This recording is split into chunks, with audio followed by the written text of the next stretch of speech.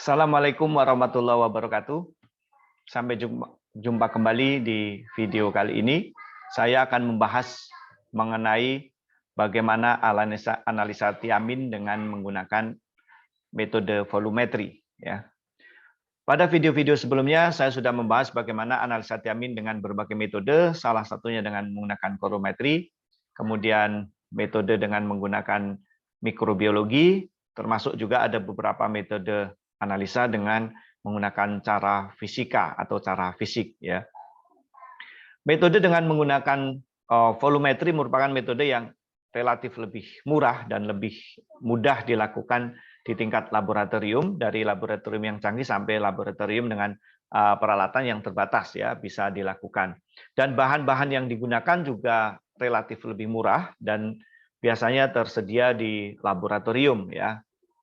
Nah, dan metode ini juga cocok digunakan untuk analisa penelitian-penelitian yang hanya dengan dana yang terbatas atau dengan dana yang relatif kecil ya. Oke. Jadi prinsip dari metode ini adalah merupakan titrasi tiamin dengan menggunakan senyawa asam tungstosilikat ya. Jadi bahan yang kita uji atau produk yang kita uji kita titrasi dengan senyawa asam yang disebut dengan senyawa tungstosilikat. Tapi juga harus diperhatikan bahwa senyawa tungstosilikat ini harus dilakukan standarisasi terlebih dahulu dengan menggunakan tungstosilikat harus distandarisasi dengan senyawa tiamin hidroklorida atau stihinin nitrat. Ya. Tujuannya apa? Perlu dilakukan standarisasi supaya normalitas dan volume serta normalisasi atau nilai N dari atau normalitas dari senyawa yang digunakan untuk titrasi yaitu tungstosilikat itu benar-benar standar ya. Nah, untuk indikator yang digunakan adalah senyawa metil kuning ya. Jadi fungsi indikator ini untuk menentukan apakah titik titrasi itu sudah cukup atau belum itu dari indikasi perubahan warna ya. Dan indikator yang digunakan adalah metil tungstosilikat dan perubahan endapan kuning menjadi kuning kemerahan atau merah violet. Jadi adanya kandungan tiamin di dalam bahan pangan itu dicirikan dengan adanya perubahan warna yang awalnya larutan berwarna kuning yang disebabkan karena senyawa metil kuning, maka akan berubah menjadi kemerahan atau disebut dengan merah violet ya, merah violet. Nah, kemudian berapa kadar tiamin yang ada di dalam bahan pangan tadi? Tinggal melakukan konversi saja ya. Jadi 1 ml asam tungstosilikat yang digunakan untuk titrasi tiamin dengan nilai konsentrasi 0,05 N maka akan ekuivalen dengan 8,43 mg tiamin ya.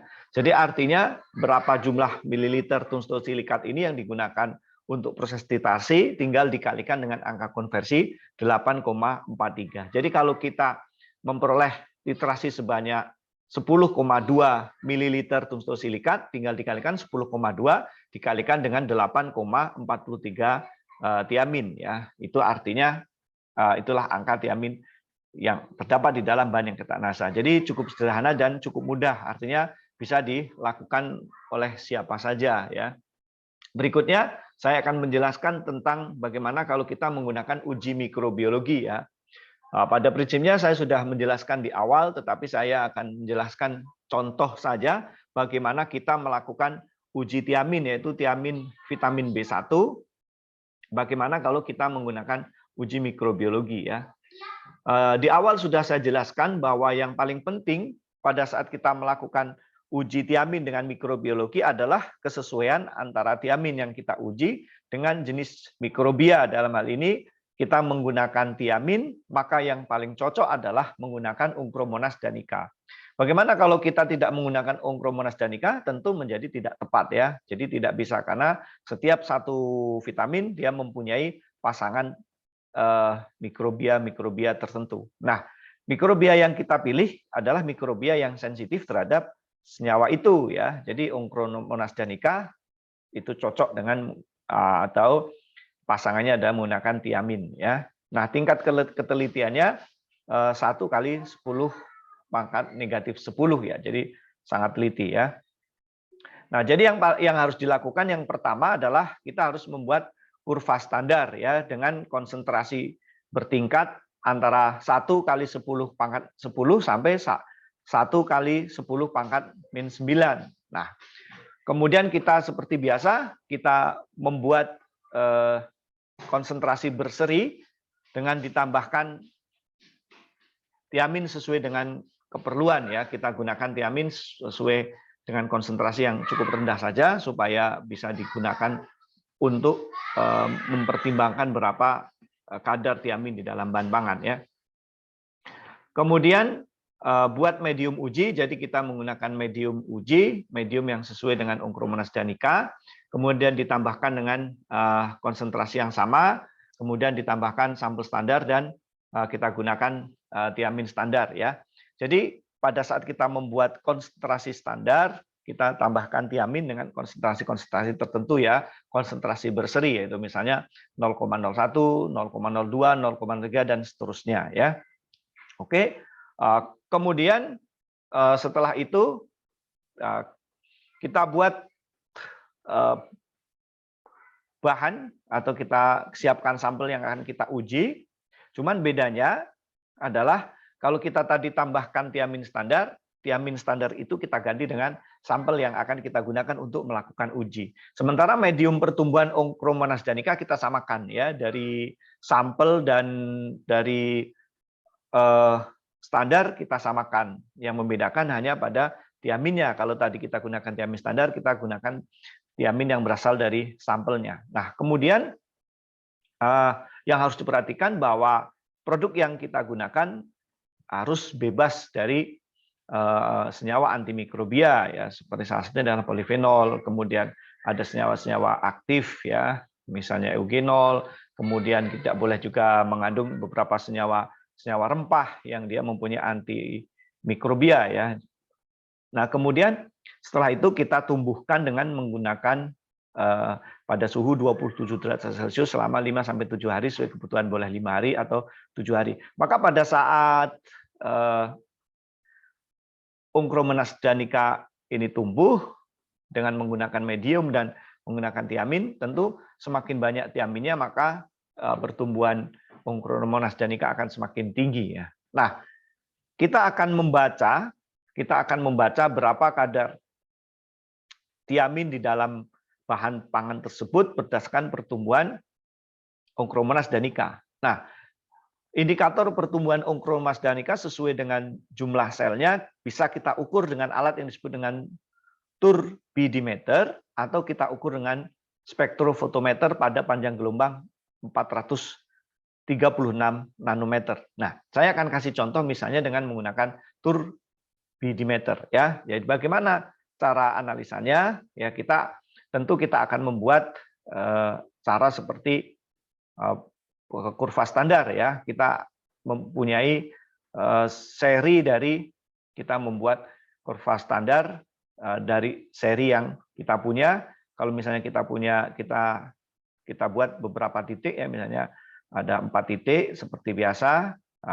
Nah, titik-titik di sini adalah konsentrasi standar yang kita miliki ya. Jadi X ini adalah sebagai konsentrasi standar, sementara Y ini adalah nilai turbidimeter ya, atau tingkat kekeruan. Nah, tingkat kekeruan inilah yang nanti akan kita gunakan sebagai pembacaan atau standar berapa kadar mikrobia yang tumbuh. Tentu semakin tinggi tiaminnya, turbidimeter akan semakin tinggi ya, akan semakin keruh. Nah, jadi ini adalah konsentrasi standar misalnya 0,01 ya, 0,1 sampai misalnya semakin banyak titik di sini akan semakin bagus. Oke. Setelah kita inkubasi selama 7 hari, kemudian kita ukur turbidimeternya, maka akan ketemu titik di sini. Oke. Kemudian konsentrasi ini juga akan titik, layaknya dia pasti akan semakin menaik ya. Nah, kemudian garis-garis ini selanjutnya kita buat persamaan garis lurus dengan persamaan Y ya, sama dengan AX ya, AX plus B ya, di mana nilai A dan B ini adalah sebuah angka ya, dia bersama AX plus B, nanti A ini sama B adalah angka, sehingga kita akan mencari Y dan nilai Y atau nilai X yang akan kita cari. Oke. Yang harus diperhatikan kembali adalah nilai R-nya, nilai R kuadrat, semakin tinggi, semakin bagus, semakin mendekati angka 1, semakin bagus ya. Misalnya 0,995 misalnya atau 0,998. Itu artinya garis lurus dengan titik-titik yang kita dapatkan dari pengukuran persamaan Y sama dan AX plus B ini artinya semakin dekat ya, maka artinya semakin akurat. Kemudian kita punya sampel yang ditumbuhkan pada medium yang sama. Kemudian setelah itu kita inkubasi selama 7 hari atau 5 hari, kita samakan dengan standarnya. Kemudian setelah itu kita ukur turbimeternya. Ya. Nah, dari sampel yang kita punya, kemudian ini kita ukur turbiditasnya, maka selanjutnya turbiditas yang kita ukur ini akan ketemu sebagai Y. Ya, angka ini sebagai Y. Oke, kemudian setelah kita dapatkan angka Y, tinggal masukkan Y ini sebagai angka. Ini I kita dapatkan dari angka ini. Nah, kemudian tinggal kita memasukkan nilai X-nya. AX, ya. Kemudian plus B, di mana A dan B tadi ini adalah angka, ini angka, sehingga dari persamaan ini kita akan mendapatkan nilai X-nya. X inilah sebagai berapa kadar tiamin di dalam produk itu. Jadi cukup sederhana dan cukup mudah ya. Sudah saya jelaskan tadi, mudah dan murah, bisa dilakukan di tingkat laboratorium dengan peralatan yang sederhana ya. Oke. Untuk uji bioassay ini sebenarnya banyak digunakan untuk tidak hanya digunakan untuk mengetahui berapa kadarnya saja, tetapi banyak juga digunakan untuk menentukan, sampai bisa digunakan untuk menentukan defisiensi, kemudian digunakan untuk terapi pengobatan pada kondisi-kondisi kekurangan ya, misalnya kekurangan vitamin B atau dosis defisiensi atau kelebihan. Nah, ini bisa digunakan dengan menggunakan metode bioassay. Jadi metode bioassay ini tidak hanya sekedar untuk melihat berapa kadarnya, tetapi bisa digunakan untuk memprediksi atau menunjukkan kondisi-kondisi pada saat dilakukan terjadi defisiensi. Nah, yang paling penting dari metode ini adalah adanya kelompok tikus standar yang dikasih tiamin standar, terus ada kelompok perlakuan yang kita kasih dengan pakan yang mengandung tiamin yang berasal dari bahan baku yang kita uji ya. Kemudian yang lebih penting kembali harus ada pakan standar ya, terutama pakan yang kita gunakan, tetapi pakan ini tidak dikasih vitamin dari vitamin B atau tidak dikasih tiamin. Nah, setelah itu baru akan menunjukkan kelompok terjadinya defisiensi tiamin. Nah, kemudian baru kita kasih perlakuan dengan kadar-kadar standar. Nah, dari situ kita bisa melihat bagaimana perubahan dan apa yang terjadi, baru kita lakukan pengamatan termasuk berat badan, kemudian bagaimana perbaikan kesehatan tikus atau kondisi-kondisi fisik perubahan yang terjadi pada tikus. Nah, jadi itu saja bahasan kita pada video kali ini. Jadi kita cukup singkat, hanya membahas beberapa vitamin, dua analisa saja ya. Jadi ada metode volumetri, kemudian sedikit mikrobiologi, dan kita membahas bioassay karena untuk metode bioassay akan dibahas tersendiri. Baiklah, terima kasih atas waktu yang digunakan untuk menonton video ini. Dan saya akhiri, wabillahi taufik wal hidayah. Assalamualaikum warahmatullahi wabarakatuh.